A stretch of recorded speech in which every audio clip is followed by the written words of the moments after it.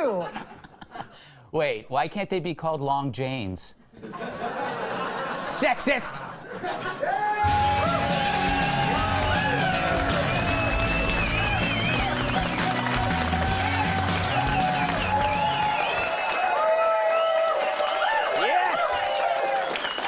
Yes, it's the first week of 2018, and I can already say it's the greatest week of 2018. It is! Danger, intrigue, chaos, and that's just in Joy Behar's head. Trump needs to be medicated and hospitalized at this point, or he is going to just kill all of us. Well, that's rich. Behar commenting on sanity. It's like Harvey Weinstein commenting on feminism. Anyway, 2018's been great. The high point so far, right out of the box, Trump tweaks everyone with a tweet about North Korea's nukes. The media response, like my favorite scene from Total Recall. Get ready for a surprise. It was a cavalcade of convulsions. He is not merely being cavalier with a threat about nuclear war. He's being cavalier in a way that makes him seem demented and deranged. This is not how we plan to start the broadcast, but President Trump has just tweeted, and it is almost literally a bombshell. Perhaps never have we seen a man whose profound sexual and masculine insecurities are literally threatening to annihilate the planet. Oh my, okay, Captain Therapy. Someone's projecting. But nice hair, I gotta say. Anyway, it's like the world's ending, but I bet there's a drug for that. Which is what the president is saying about nuclear war, bragging about. Has the media convinced you that the world is about to end? Former director of national intelligence thinks that the kind of statements the president's making are dangerous. What are we doing? We've got to hide. Why? Because this president has brought us to the brink of nuclear annihilation. Again with this. I gotta go. Are people taking you less seriously every time you try to tell them the world is ending? You should stop worrying about the bomb and use the bomb. The bomb? It's called Apocalypse. Never heard of it. How's it work? Apocalypse is the FDA approval pending formula that will seal your lips together permanently, so other people don't have to deal with your breathless hysteria. Sounds too good to be true. Let me give it a shot. Does this make America less safe? I would have to say yes. Not simply on the authority of somebody like James Clapper, which is considerable, but just everything we know about this. We know that the Chinese contract. Too late now. Order Apocalypse today. Side effects may include never speaking again.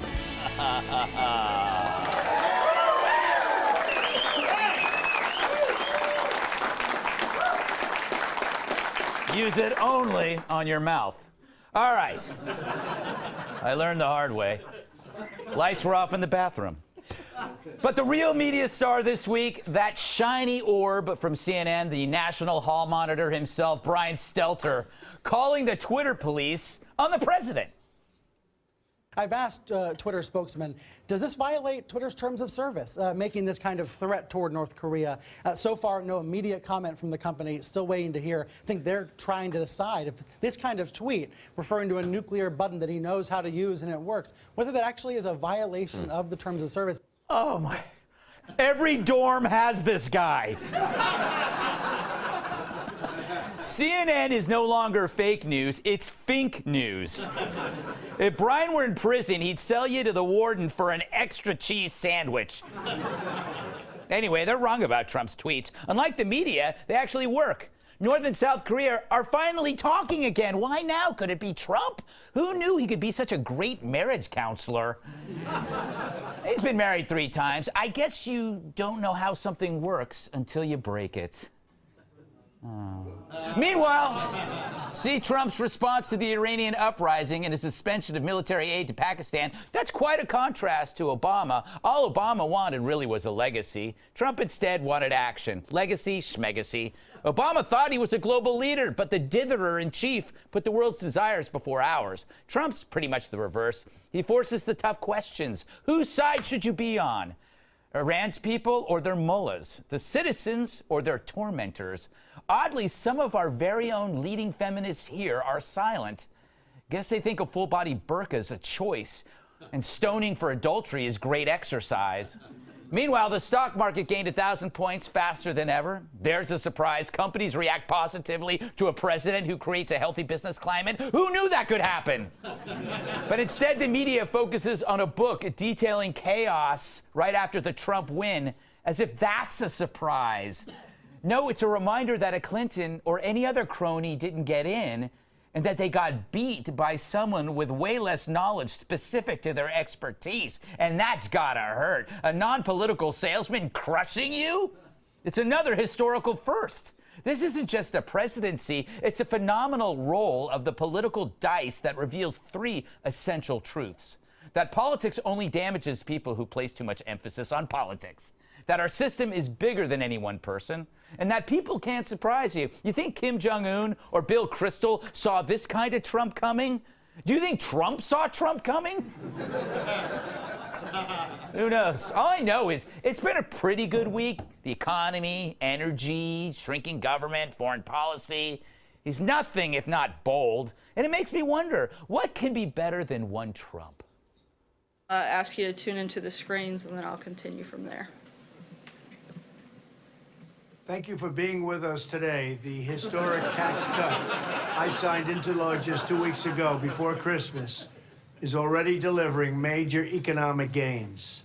Hundreds of thousands of Americans are seeing larger paychecks. That may be the weirdest thing I've ever seen. And I have a mirror above my bed.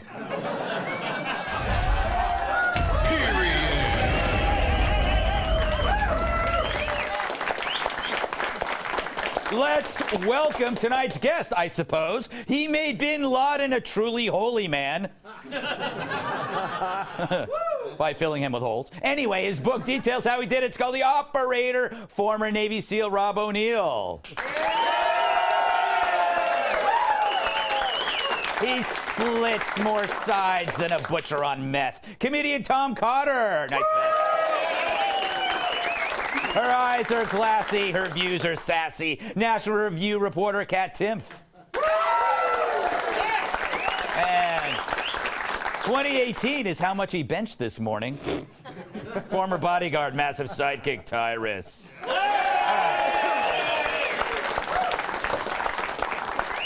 Rob, I'm going to ask you how to rank the first week from 1 to kumquats.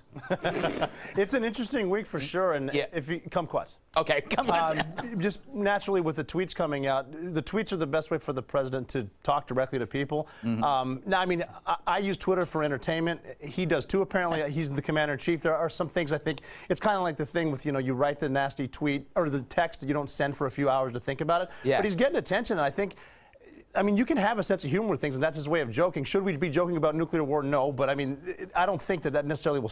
If we're at a point where we're going to lead to nuclear war because of a tweet, it's we're further in the future than I thought it. Yeah, and what a crazy, fun world that would be. Huh? Tom, welcome to the. I'm glad you brought your vest. Thank you. I'm bringing the sweater vest back, everybody. Yes, it's coming yes. back. You're the. It's called the Santorum. That's what it is. I think that's. Or maybe no, that's something else. Hey, thoughts so far, 2018? He said that it would be so great that our heads would spin, and my head spun this morning. Yes, yes. Kind of like The Exorcist. Yeah, it's great. So far, so good. Yes. Except for the hypothermia. Yes. Other than that, it's been spectacular, but you can't blame him on that. Right? Yeah, any high points, low points? The stock market, again, how many records could we break in 1 week? It's ridiculous. And, the Dems have nothing really to whine about in that realm right now. We're kicking butt. So I love that. I wish I had money in the market. You don't have Bitcoin? I have money in one market. Oh, boy. What, Tyrus? Oh, you saw where that joke was going. Yep, I just pumped the brakes. All right. What do you think of so far? The diplomacy, the domestic policy. 2018, is it the best year ever? It's 5 days old. I don't know if it's the best day. I think it was the best week for really seeing what is important to the media. And it's shameful that a book that would be the same in any business, if anyone's ever hung out in the locker room or the water cooler with a disgruntled employee who got demoted, would say the same thing. Yes. So, I mean, on behalf of myself and everyone else who likes doing good at their job, Bannon.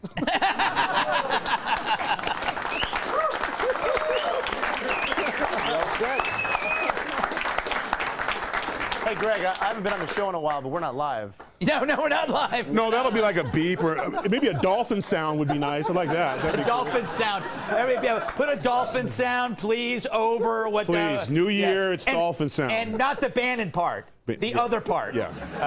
All right, Kat, you have the floor or the seat or however you would like it. Go, say a thing. All right.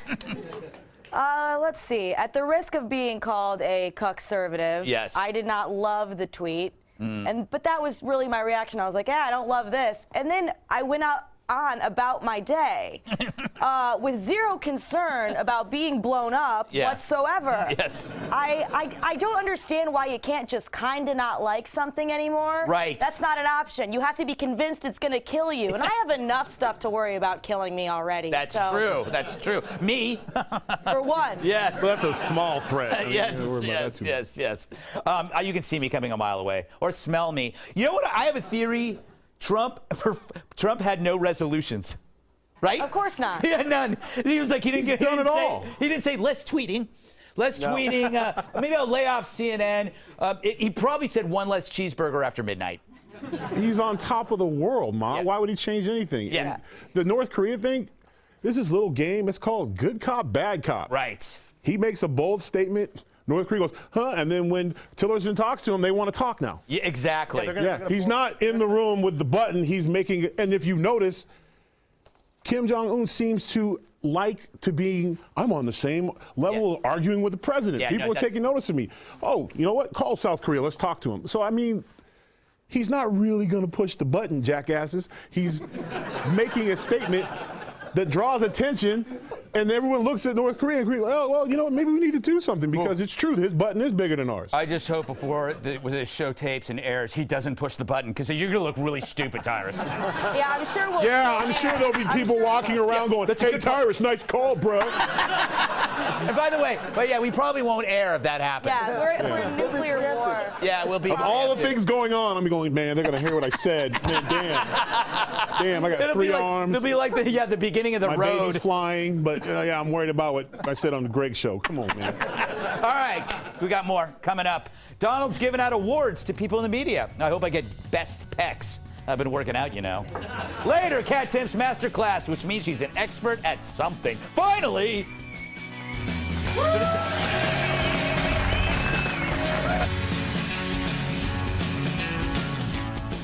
By the way, the producers asked me to tell you this is a unicorn horn. In case you don't get any ideas that I'm into something really weird. Anyway. All aboard for Trump's award. Donald has sent over 37,000 tweets in his lifetime, but this week's may have been a keeper. Quote, I will be announcing the most dishonest and corrupt media awards of the year on Monday at 5 o'clock. Awesome. That's when the 5 is on. He's going to make Monday so easy for me. I'm going to be drunk. No pants under the desk.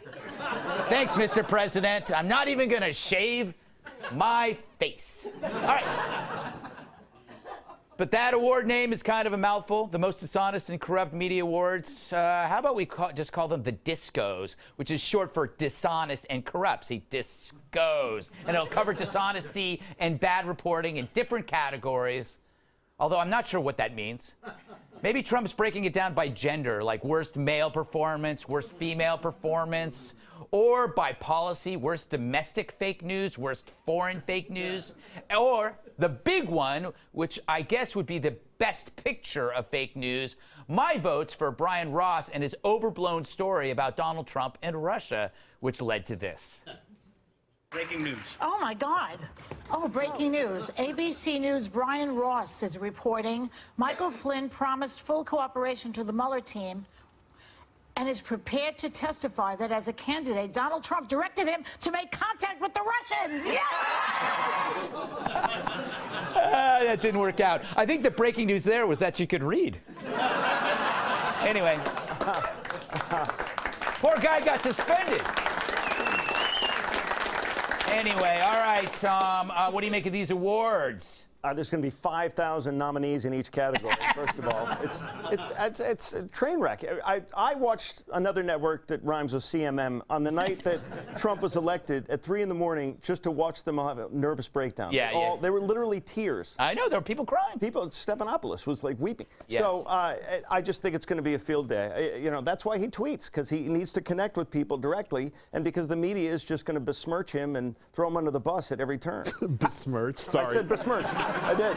You like that word, don't you? Yeah. That's in my head forever. Yeah, it is a great word. Kat, how should the media respond to this? Should they? They're going to love it. Yeah. Let's be honest. 2 reasons. Anybody who wins one of these will love it. First of all, they don't like President Trump, so they'll say his dismissal is a compliment. Also, nobody's in the public eye or pursues a career where they're going to be in the public eye if they don't, on some level, think all recognition is good. Mm-hmm. Like me, for example. Yes. I won the messiest desk award every single year in grade school. Mm-hmm. And I know that it's not technically an award, but I was getting my name out there. It's true. It's true.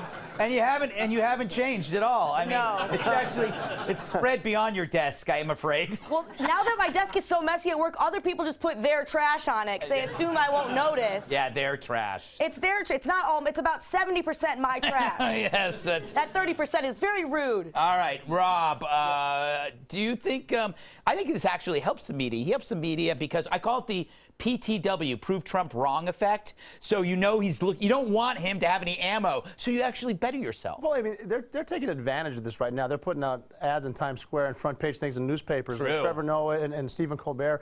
They're having fun with it, and I wish it could be at a point where you could make light of some of the stuff, and maybe one of the things where we learn from differences, not from all agreeing. It's like for me, like patriotism isn't where we're like Joy Behar cheering because the president might fail, which means the country might fail, and my party wins. Mm-hmm. We should be for America. I don't know what the point I'm getting at, but there's no. But I mean, even at a point working for Fox News, and all of a sudden when Fox News says something must be wrong, and everyone else is right, it's just this weird this political thing. Hillary Clinton, 33,000 deleted emails after a subpoena from Congress, and they're like, oh, that was just misplacement. You don't misplace 33,000 emails, and then in case you can't find the delete folder, you go outside and shatter the damn hard drive. Yeah, I know. But they won't report that because that was just, she just didn't know what she was doing. If she deleted, I just want to know how to do that. If that turns out that it's true, because that's a lot of pressing, Tyrus. A lot of pressing. All right. That's your life. That's going to be your life. All right. What do you make of these awards? Well, not just the awards, but it's actually besmirched the NFL. Ratings are down on all the other major things because of all this feud between President Trump and the media. Yeah. And I think most of these reporters, it's an award. I bet they'll rock the trophy. Yeah, that's true. I bet they'll take it. They'll be like, oh, I'll wear it as a badge of honor. Oh, it is. Yeah. Is there a check? Yeah. I mean, literally, they will not resist because if it was really about their integrity or whatever, they wouldn't acknowledge it. Just like they tell you, ignore somebody or whatever, they wouldn't. But they are acknowledging because one, it'll get them some more ratings.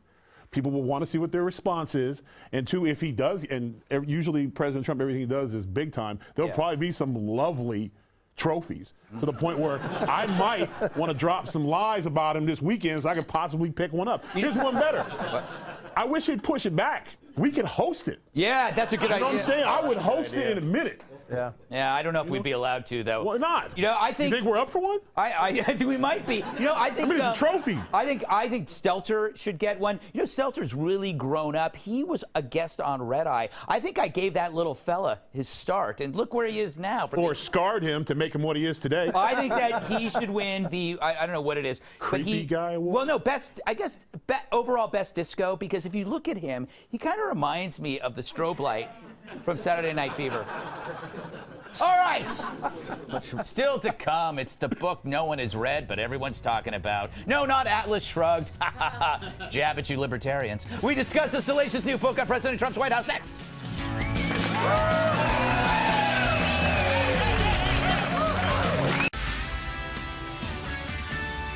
Live from America's News headquarters, I'm Marianne Rafferty. A real scare for passengers aboard a JetBlue flight tonight. The plane heading to the Dominican Republic returned to Boston's Logan Airport when smoke filled the plane's cockpit. Passengers and crew members also complained of an unusual odor. Several passengers reportedly became ill. JetBlue is inspecting the plane.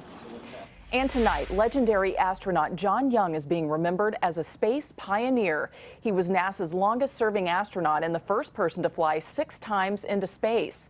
He was also the 9th man to walk on the moon. Young died Friday at 87 following complications from pneumonia.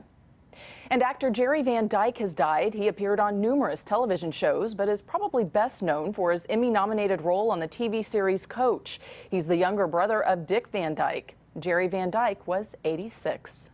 I'm Marianne Rafferty. Now back to the Greg Gutfeld Show.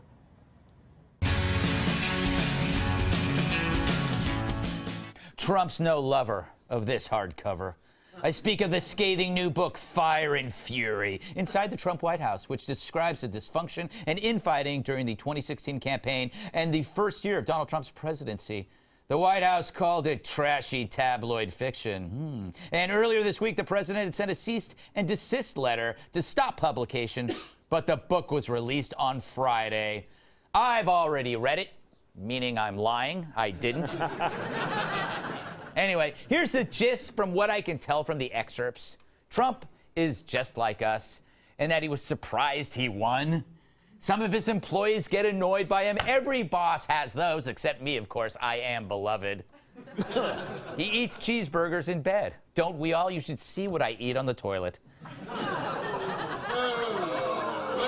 Oh, stop booing me. And on the first day on the job, there was chaos. So what? We knew that already. And besides, every first day or week on the job is hell. It still is for me. Here's me trying to drive myself to work today.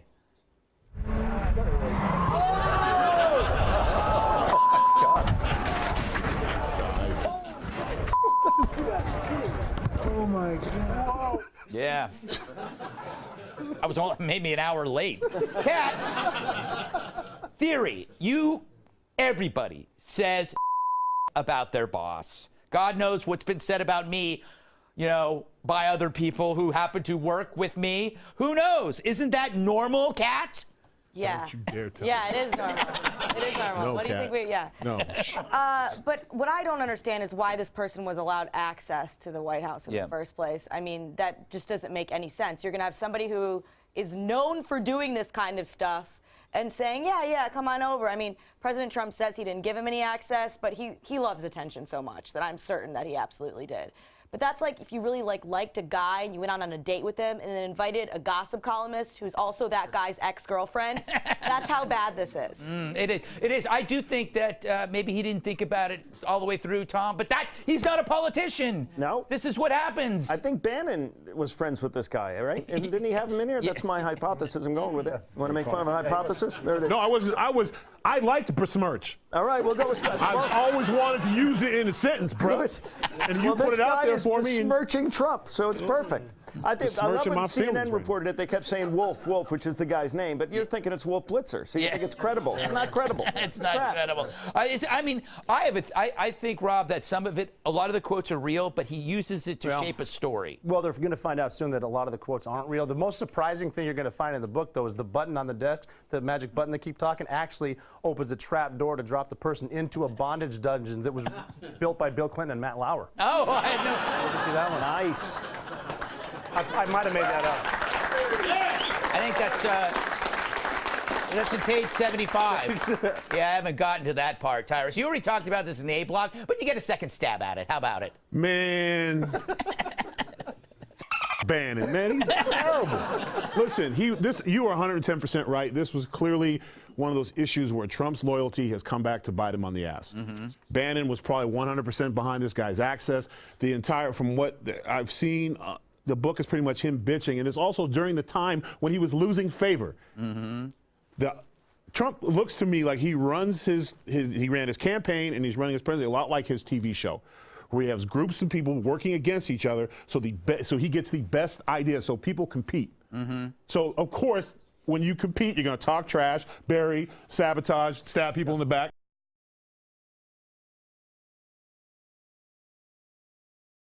It's a pit, and then the best idea that he picks them, and whoever gets favor, the president gives that. Ivanka got favor, so Bannon got pissed. He was writing good stuff about the president during the transition, and President Trump noticed that, and that's how he's going to get access. This guy's writing good stuff, so we're going to let him in, and there's going to be chaos with any turnover. And this guy's a wolf in sheep's clothing, if you will. See what I did there? I like it. Yeah, I like that. That was good. But he knew that. I don't get it. If he got favor with the White House, they're going to let him in and just trust him because they weren't part of the swamp at first. They don't realize that the media is not going to be that honest, and they'll Never trust anyone ever. Yeah, well, that's true.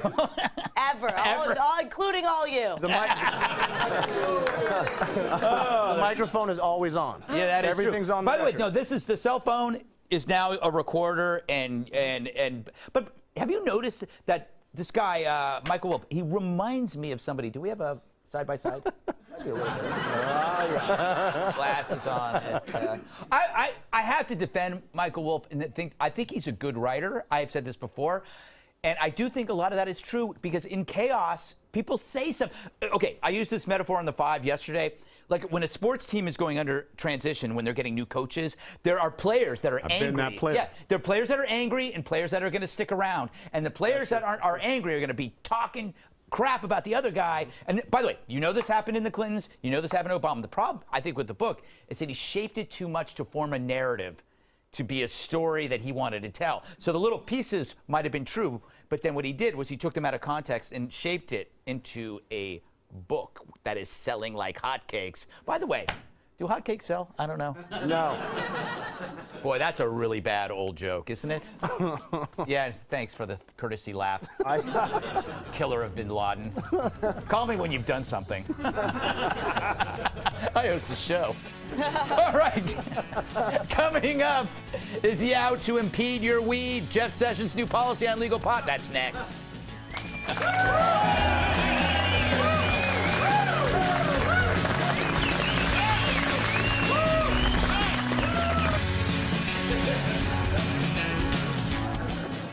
He's out to fry your innocent high. This week, Attorney General and my squash partner, Jeff Sessions, lifted Obama-era rules that discouraged enforcement of federal marijuana laws in states where it's legal. In a one-page memo, my favorite kind.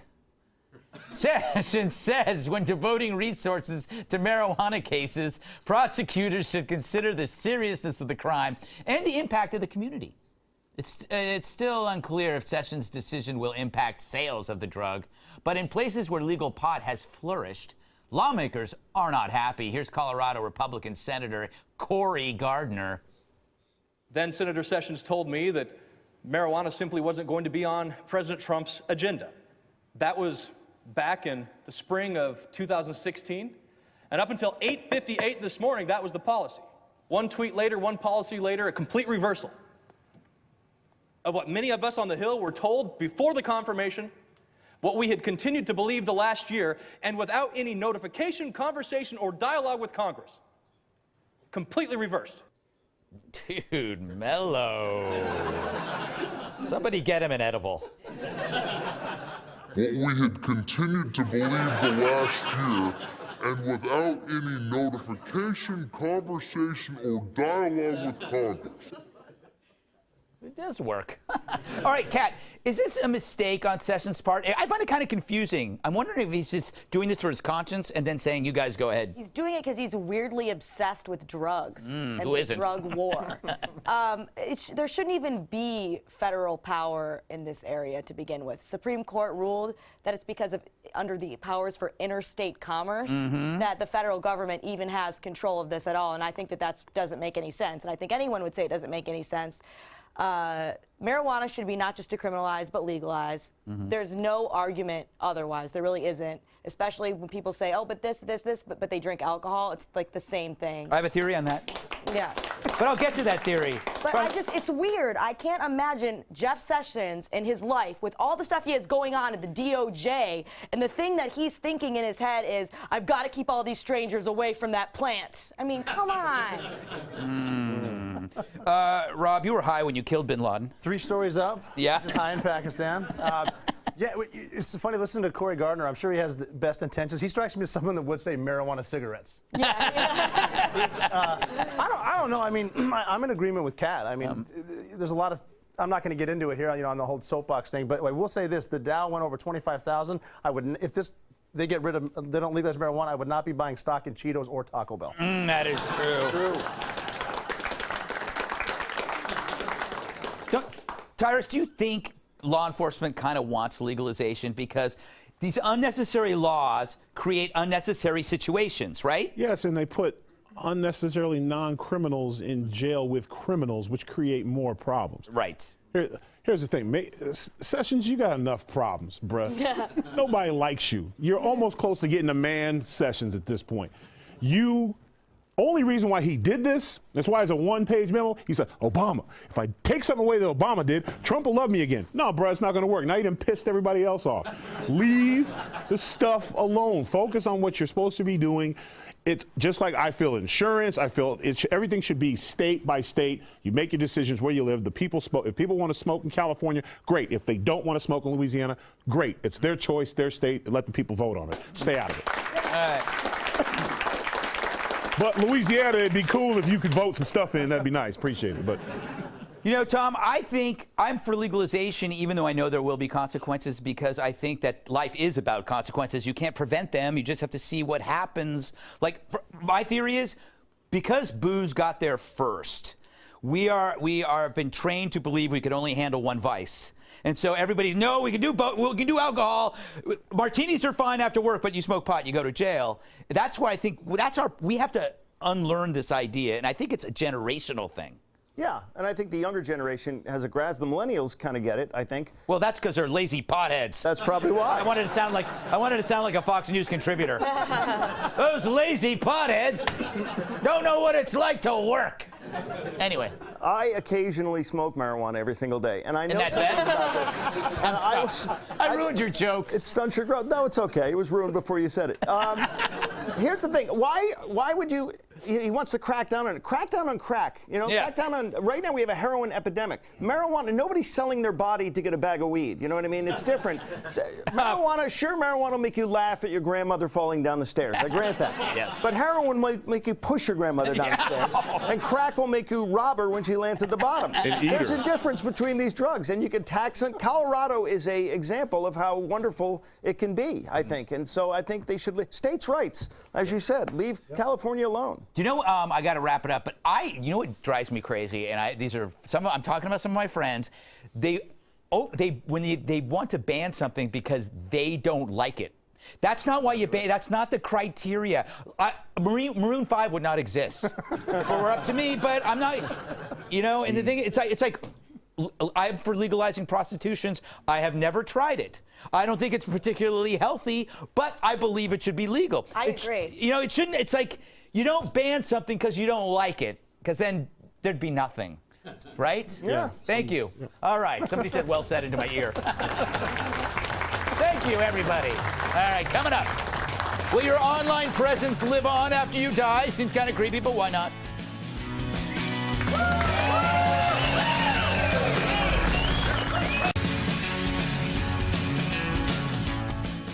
Now, before you post something on social media, ask yourself this. Do you want it to live on long after you're dead and accessed by others when you're 6 feet under?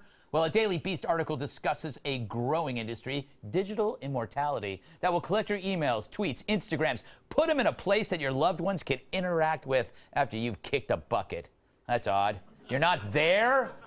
You're not there, and they're still dealing with your online self, who, if you're me, was often a jerk. Do I want to be remembered for being a jerk? Come on. You know what you've been like online. You don't want to be remembered for it either. Like this fella who just realized what he's been putting out there.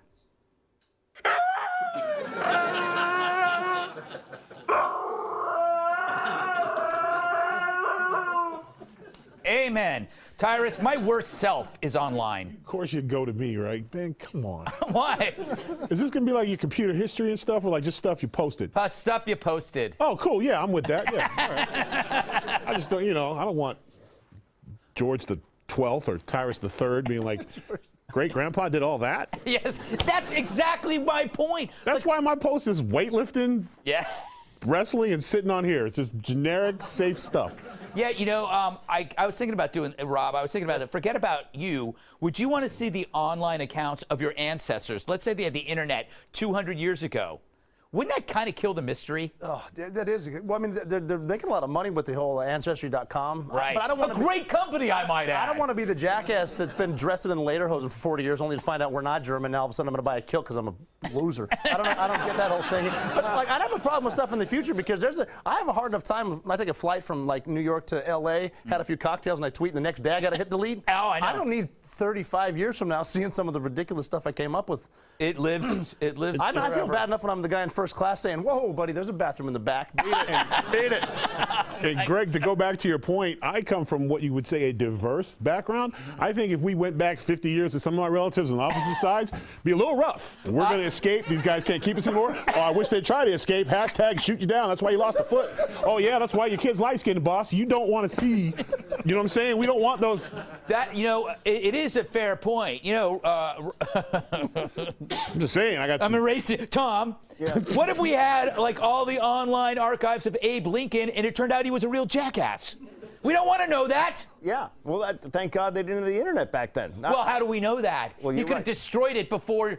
He may have. He may have. That could have been the reason why John Wilkes shot him. It was over the internet. He was really famous for writing the letters and putting them in the desk and not sending them. What if they found those and made a robot out of that? Exactly, a robot scroll. That's right. You can't. I think things are taken out of context. I have 3 sons, and I'm terrified of the stuff they're already going to find out about me, and I'm still alive on the internet. Stuff that I posted or put in a video. So, yeah, I think it's horrible that's going to live on in perpetuity, right? Perpetuity? You good with that? Perpetuity? Okay. You'd be, you know, you besmirch perpetuity. Yes. You don't want that. The name of my next album. It's Jazz Fusion. You know, Kat, there's going to be no need for parchment, right? Because there'll be no artifacts. Everything is on Twitter. I think that we already don't really have a need for parchment. Well, artifact. You know, like you go, oh, here. This is the Declaration of Independence. No, I'm saying like, are you going to have like your Twitter scroll under glass in your little museum? Yeah, and like instead of the diaries that you've never, like the found diaries, they'll just be podcasts that you recorded and thought no one would ever listen to playing over and over. I don't understand why anybody would want this. I kind of do. Really? Because, like, what kind of conversation are you going to have with them? Like, hey, what did you do today? I was charging all day. Like, you know, like... I understand having mementos, but the idea of creating... Like, I think what you're talking about is the ultimate effect, which is to create a facsimile of you. So somebody can say, hi, Kat, how are you? And it's like, hello, how are you? I don't talk like that at all. No, I am a libertarian. Actually, that's pretty good. Are they going to add this, though, with the cryogenically frozen people? Like Ted Williams is partially frozen. His head's somewhere. I'm definitely going to do that. Yeah. Nah, that's a bad idea. Oh, yeah. No, you don't want to do that. You go outside, it'll happen. You want to keep your body intact because if they're able, like right now, they're going to be able to recreate a woolly mammoth from DNA. You want to stay intact as a corpse. Yeah, I'm planning to. But then again, no, that doesn't make sense because you could grow from the DNA. You don't need your body. You know, we should discuss this for the next 4 hours. Why is it so bad just to die and move on? Damn. That's true. Just let go. And on that note, don't go anywhere. Kat has her own masterclass on cable news punditry. It should be highly entertaining, slightly informative, and possibly deadly.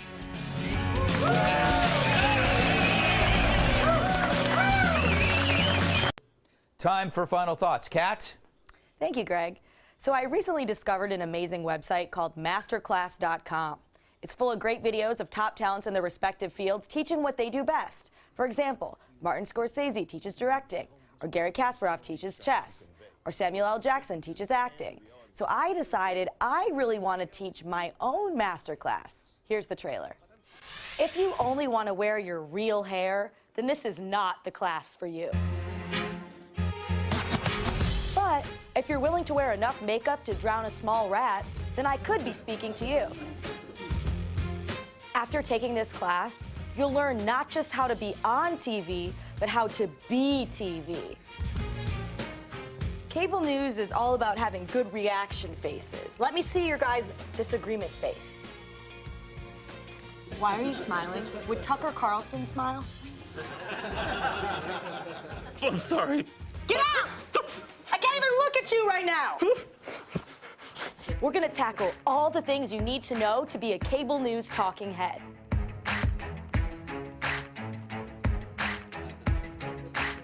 Start every answer with absolutely. That way the host will like you and you'll get invited back. Remember, you're only 3 appearances away from being an expert on anything.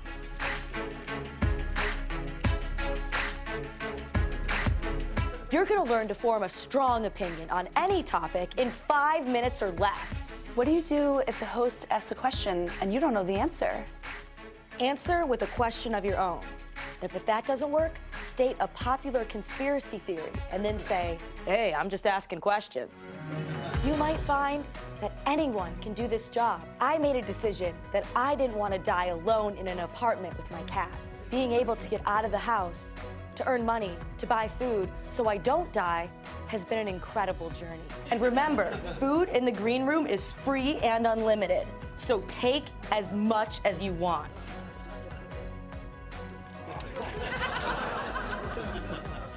Soup in a purse, still soup.